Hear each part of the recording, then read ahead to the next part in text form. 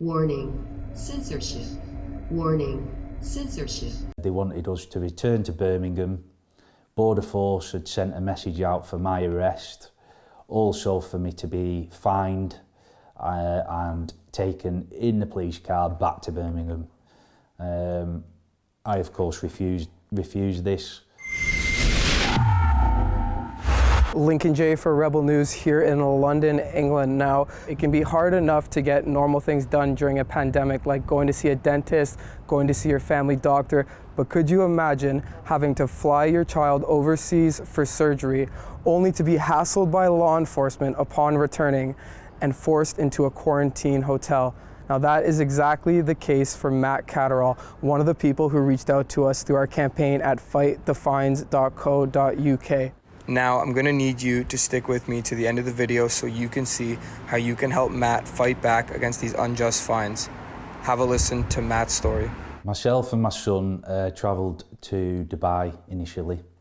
We quarantined in Dubai for 10 days.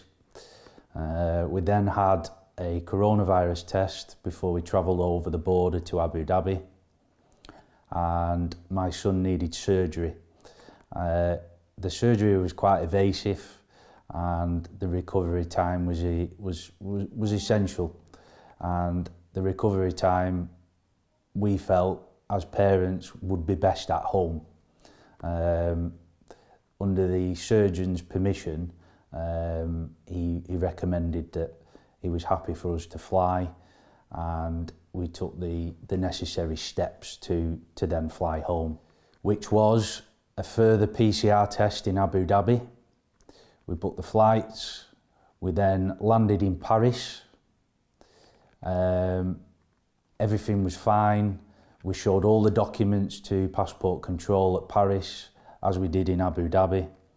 And we had to book in Paris a PCR test, which was a 2-stage test that we would then do at home to safe isolate at home.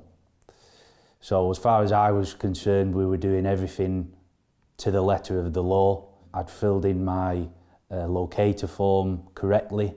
We landed at Manchester Airport and things changed.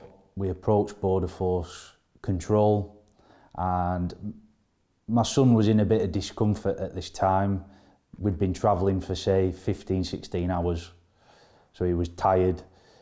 He also hadn't had access to his medication due to the fact that it was in the suitcase in the hold.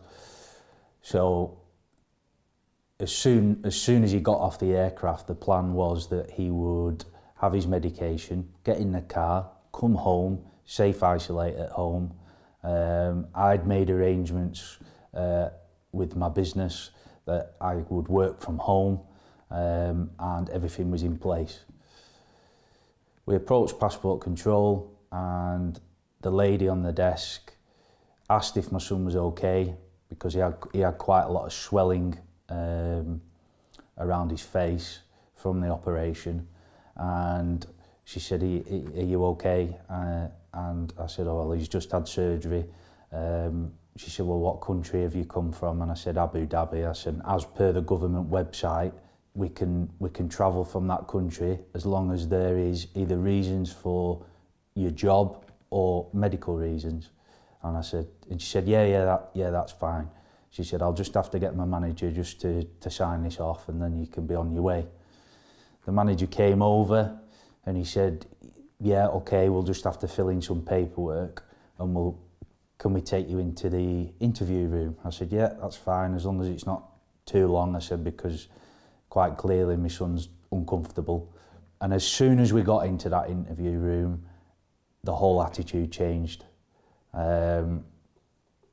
Very quickly, 3 armed police officers arrived who stood at the back of the room. Myself and my son were on the other side of the room, on the other side of a perspex screen, and then 2 Border Force control officers came in and sat down on the other side. There was no social distancing in that room whatsoever. We went through all the paperwork, and they basically said that they'd referred it to above whoever above was, and it had been rejected, and that we needed to head to Birmingham from Manchester, having done 16 hours of travel already, to quarantine in a hotel on a coach was the way of travel, by coach. I'd asked several times for my son to receive some sort of medical treatment as he was in discomfort. They wouldn't allow the painkillers, they wouldn't allow him to take his antibiotics, they wouldn't allow a paramedic into the room to see him. We were then sent to Birmingham on a coach, having been held in this room for 5.5 hours. We got to the hotel. They'd promised us medical treatment at the hotel. This was essential for me as well, not just Lewis. I also suffer with bipolar disorder. All my medication was in my suitcase, which the airline had actually lost. Air France lost all our luggage. So we had no medication, no access to medication. Border Force refused all that. They said, you can sort it out when you get to the hotel. We got to the hotel. The paramedic that was on duty was very nice. He took the details of the medication that we needed for both myself and my son. But the only problem was he couldn't get the drugs till the next day. The following day, the nurse who was coming to change Lewis's bandage said that he couldn't come the night before because he'd had a few beers after his shift. So I wasn't able to because he was under the influence of alcohol. Lewis ended up getting admitted to hospital the next day, in Birmingham Hospital. I made the decision that my wife should travel down from Lancaster to Birmingham and pick us up after Lewis had had his medical treatment, that we'd both received our medication, and we would safe isolate at home, including my wife. And we've had frequent visits from the police. The initial visit from the police was very heartfelt. They didn't feel that they should be here. Two very nice police officers. And the second visit was a little bit more forceful. They wanted us to return to Birmingham. Border Force had sent a message out for my arrest, also for me to be fined and taken in the police car back to Birmingham. I, of course, refused this. There was absolutely no need for it. I was safe isolating at home, and I would not be leaving home. And this is the position that we're now in. We're looking at several thousands of pounds worth of fines. And that really sort of concludes the trip and the experience that we've had with Border Force Control. I'd just like to thank all the viewers at Rebel News. You know, if it wasn't for all the viewers online, then these guys wouldn't be able to operate. And I heard about the Fight the Fines campaign, and that's why I got in contact with them. Well, you just heard Matt's story. It sounds like we have a battle in front of us. Luckily, with your help, we're able to crowdfund Matt a legal team to help Matt fight back. Here's what they had to say. I'm Daniel Burke, I'm Matt Catteroll solicitor. I'm just giving an update on the case. We're representing Matthew and his son following a series of events where they had flown into Manchester Airport. The airline lost their baggage containing vital drugs, including antibiotics and painkilling medication for his son. They were nevertheless told they had to go to a COVID hotel, and I understand Matt's given a full update. We were involved really from the outset and had to have a number of calls with Border Force to set out our clients' rights, and also ended up speaking to security companies who were seeking to convey them from the hospital to the COVID hotel.